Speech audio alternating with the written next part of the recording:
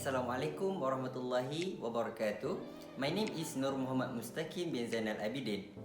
I am 22 years old. I live in Gombak, Selangor.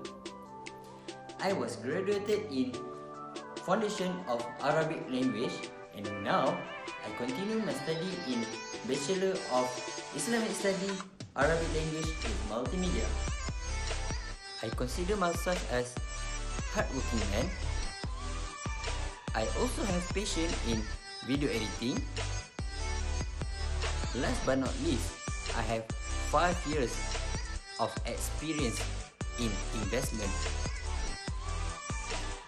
Saya boleh bercakap dalam bahasa Melayu. I also can speak in English.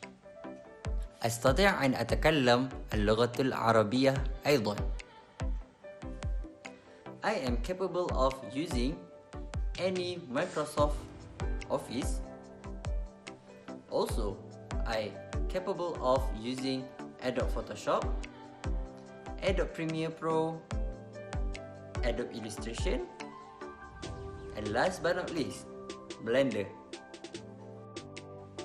During my university life, I have involved in many programs.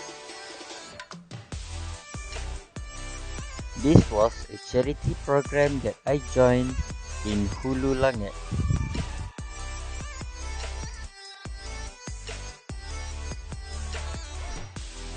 This was a kuliah program for Merdeka. If you are interested in taking me as your employee, please contact me here. Thank you for your time. Hoping that we can working together soon.